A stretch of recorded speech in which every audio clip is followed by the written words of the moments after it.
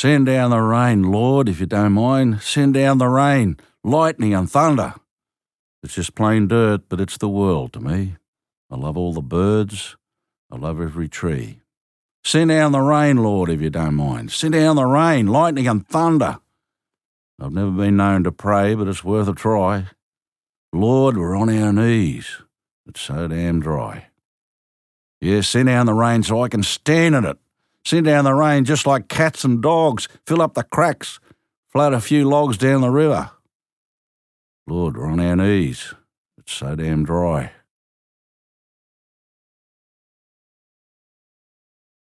Chapter 7. It's just plain dirt, but it's the world to me. I'm sure it was the move from the Mallee to northwest New South Wales that made me realise how wonderful the bush is. I was vaguely aware of the trees around Quambatook, but it seemed at the time that there were river gums, swamp box and mallee and not a great deal more. I'd been a bird lover since I was a little boy, so I was certainly aware of how important trees were for nesting. Kookaburras, owls, cockies and parrots, wood swallows and wood ducks all live in hollow branches, mainly in gums, and sometimes in fence posts. Pigeons, crows, magpies and honey-eaters make stick nests as high as they can. Blue wrens and finches use prickly bushes out of reach of cats and goannas. Mudlarks and cuckoo shrikes make mud nests mainly attached to high branches. Willy wagtails actually use hair and feathers and spider webs. They often employ little spiders to help weave. I guess the spiders are rewarded with insects. Reed warblers build nests in the reeds on the edge of the rivers alongside nests of grass built by the water birds, and on it goes. I was astounded by the variety and individuality of the bush around our new home.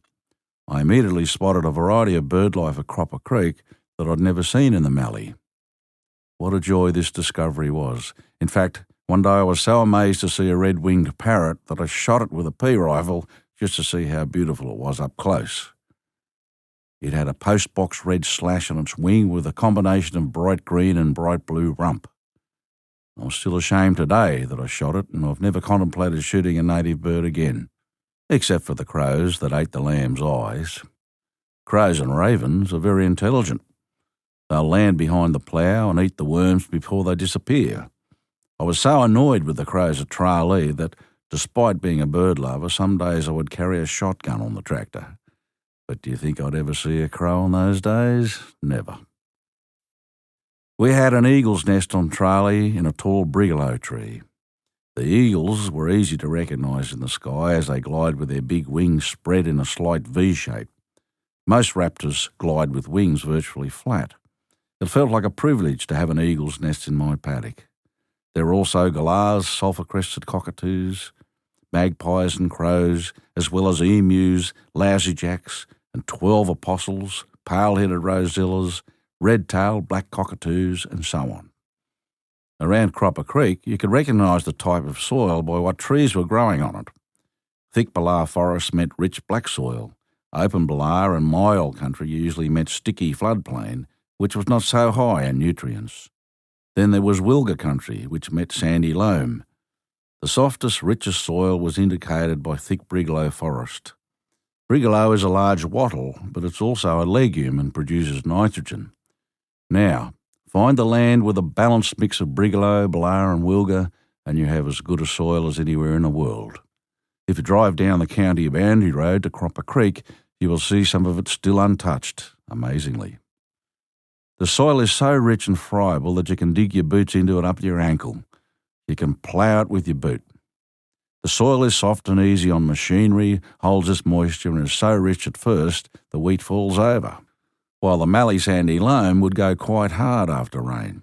The brigalow soil will actually crumble down in the rain and remain friable. It's soft to walk on. When the black soil gets dry, it cracks wide open. Then when big rains come, the soft mulch washes down into the cracks. So over a number of years, the topsoil turns itself over. The topsoil can be a metre deep, so you'll never buy a cheap farm in what we call the Golden Triangle. I still drool over it whenever I go back there. Like my dad, I learned to grab 2 handfuls of soil and stick my nose into it to smell the sweet richness of the mulch. That soil has it all. The sadness is that more and more of it is becoming foreign-owned, but that's another story. Having said all that, I'd much rather we didn't rip it up at all anymore. I'll never forget how bad the insects were at night when we first moved to Cropper Creek. But as the years passed, more and more bush was cleared and the insects disappeared, along with the red-tailed black cockatoos and the red-winged parrots. There's very little of that bush left in New South Wales. If it's managed well, it provides the most magnificent sheep country and cattle country. But how about leaving some just for the kangaroos, emus and wallabies, and for bush lovers like me to wander through? And more importantly, for its own sake. Around Cropper Creek, you'll still find whitewood, bunnery, supplejack, beefwood, budderwood, cruey, bimblebox, and a weeping mile on the precious stock roots. I have spotted all these trees in my travels through the outback, but not often all together to create such a paradise as the one in the northwest of New South Wales. This amazing new bushland opened my eyes to the diversity of bush across Australia and changed the way I look at our country forever. For many reasons, I'm thankful for my childhood in Quambatook, but as a man, I found the real bush far more interesting. Prior to moving to Cropper Creek, I noticed only eucalyptus trees. Now when I'm in Queensland or around Ascot, Toowoomba for instance, I see bottle trees that are valued by some graziers, while others dig them up to be transplanted to tourist resorts. What a tragedy it would be if there were no bottle trees left in their native habitat. I photographed a trio of them on a hill all by themselves years ago. They were like giant, long-necked wine bottles, standing maybe 18 metres tall. What a treasure. Every town across Australia should celebrate the unique bush around them to open up the eyes of travellers to its glory. Some districts do this, but most don't. I think it would be wonderful to drive through the Great Divide and see signs describing the flooded gums, bangalow and cabbage tree palms as you go. Imagine having signs to indicate Coolabah country, desert oak country, Currajong country, snappy gum country, silky oak country and so on. Or Angophora country between Sydney and Newcastle, spotted gum and blackbutt country north of Newcastle, scribbly gum country on the way to Lithgow, ironbark country in the Pilliga and so on. And these are just a handful of well-known varieties often planted in our botanical gardens. We left a couple of 100 acres of Brigalow country uncleared at the northern end of Baxbeer. I used to get up as the sun was rising and watch grey kangaroos sparring. I'd discover miniature bats in hollow tree trunks and follow goannas around. One particular morning I was mesmerised by the beauty and age of it all when I heard a high-pitched squawk and looked up to find a solo pelican right above me. It was as though it was saying, "Hey, watch me." I did so, as the bird with its magnificent wingspan flew directly into the sunrise. It was spiritually uplifting. I felt the pelican was aware that I was in tune with the cosmos, that feeling of being a part of it all, as we are. I still feel sad about all that Mitchell grass, crow's foot and clover knee-deep that has been turned into fallow. 80 years before our arrival in the northwest, the Chinese ringbarkers cleared the bush by hand and left trees for food and shade for the sheep. It was a wool grower's paradise, but we were wheat farmers, and that was what we knew. There is very little of that paradise left out there now. Only the big properties that have been handed down through generations can afford to leave some of the land in its original bush state. But I guess beauty is in the eye of the beholder. After all, rolling wheat fields are something to admire and they feed a lot of people. Good wheat-growing soil in good rainfall areas is precious to Australia and the world. Moving to northwest New South Wales was exciting, but we had to change the way we farmed the land. The kangaroo factor was a shock at first. Kangaroos had the potential to destroy our wheat crops just as rabbits had in the Mallee, where the sandy soil was ideal for them to burrow in. The soil was much heavier around Moree, so the rabbits could only nest in hollow logs, and therefore weren't a problem for farmers. Kangaroos had never been a big problem in the Mallee because the land was originally covered mostly by thick mallee scrub, but around Moree there was a lot of natural Mitchell grass on the black soil plains that was ideal for emus and kangaroos. They spread and bred as farmers cleared the surrounding Brigalow and Wilga country for grazing and growing nice green wheat for them to eat. we turned it into plain country. It wasn't long before I realised that we couldn't allow the roos to destroy our livelihood. Wheat farming is hard enough in bad seasons without a mob of roos wiping out your crops in a good one. Doug Makem, my neighbour over the creek on Graig, knew what to do. We became good mates, we still are. As it turned out, he was a champion clay pigeon shooter, so he was an expert at shooting kangaroos. Doug could shoot a roo in the head on the run from the back of a moving ute. Apart from being a terrible shot, I wasn't all that keen on the job, so I was quite happy to drive the ute. Being a revhead, that suited me.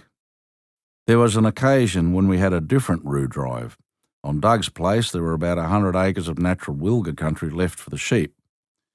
3 or 4 of us yahooed and made a lot of noise so the roos would head towards the corner of the paddock where the shotgun champ was waiting. It was a terrible thing to have to do, but unfortunately it was the roos or us. The kangaroo population had to be managed to a more comfortable level. It's called survival, and that's life. These days, Doug Makem is proud to have kangaroos and emus around. We also used to enjoy the odd fox hunt in the wheat paddocks, spotlighting at night. I lost chooks to the basses many a time at Cropper Creek. There were no beagles, horses or trumpets, no tally-ho, tally-ho. Just 2 shotguns in the back of a ute. There goes the bastard. Those who think I'm a rabid greenie should know that I've seen things from both sides. We couldn't believe how rich the soil was around our railway siding at Cropper Creek. It was so rich that our first years of growing wheat on Brigalow country produced wheat with so much leaf that the crop would fall over. As time went on, it settled down, and then we kept the nutrients up with superphosphate, as we'd done in Victoria.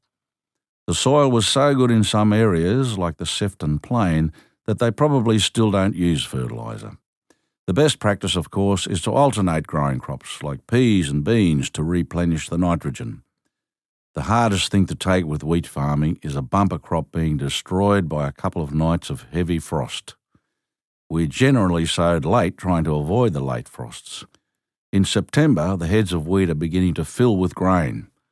A late heavy frost can freeze the stem and stop the grain from forming. The crop is destroyed and only useful for making straw bales. But late crops are never as good as early crops, so it's a catch-22. One year, the heads on the wheat were 3 or 4 seeds across and long, just waiting for a September rain to fatten out the full grains. When the frosts came, we had about 3,000 acres wiped out, $1 million worth. We gritted our teeth and baled the lot, using our harvester as a mower. Then it rained and rained. We turned the bales over and over, stacked some in the shed, a bast of a job, and eventually got next to nothing for them. That's when my thoughts of giving it away began. There's a lot of heartache in dryland farming, especially with the unpredictability of the weather, but a lot of joy as well. There's a lot I still miss if I concentrate on the bright side of it. Being your own boss is a great way to live. For one, if you keep yourself working hard, you'll hopefully get a good result in the long run. If you're lazy and piss all the profits down the hotel porcelain, then you only have yourself to blame. It is certainly true in the farming area around Cropper Creek that hard work will pay off because the area is blessed with that good, dark, chocolate-coloured, almost black soil. Sitting on a tractor for 8 hours might sound boring going round and round the paddock, but there's great pleasure in turning the rich soil. The smell of it is heavenly, the driving becomes second nature, and you can virtually meditate as you go around. Before the modern laser systems, it was a challenge to plough a perfect straight line, especially if the paddock was near the road, where having a straight line was a way of showing off to the neighbours. More importantly, though, when you're sowing wheat, you need to be straight. If you wander off the track, you'll end up with a long strip of weeds instead of wheat. That didn't impress the old man. I think I finally felt like a wheat farmer when Dad left it up to me to sow all of Tralee after he'd moved to Backspear. My mate Bernie Fing and I sowed about 3,000 acres non-stop. We had 2 Super 90 Chamberlain tractors hooked together, pulling 2 combines. We did it all in 8-hour shifts right through day and night. During the 8 hours, we had to stop the tractor and drive the truck to the barn, load it up with bags of seed wheat, and drive back to the tractor. Instead of carrying bags weighing 80 kilograms on our backs to the combines, as I'd been doing for years, we used a platform along the top of the combines and wheeled the bags on trolleys to empty into the combines. Soon after I left the land, this was all done with bulk wheat and augers, machines for the purpose. The worst thing about all this physical work was that you would build up a sweat. The nights were frosty and I wore long johns, jeans, shirt and jumper all underneath my overalls. One minute you were sweating, the next minute you had ice forming on your lap. There were no air-conditioned cabins back then. It was all worthwhile when you saw the wheat poking its head through the soil in August, revealing the long sweeping lines of green.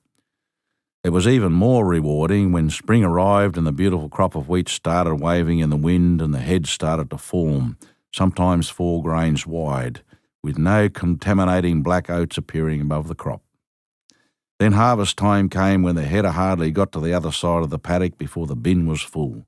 You'd throw a few grains in your mouth and it would soon form a lump of chewy, prime hard premium wheat, perfect for spaghetti. This also makes your banker smile.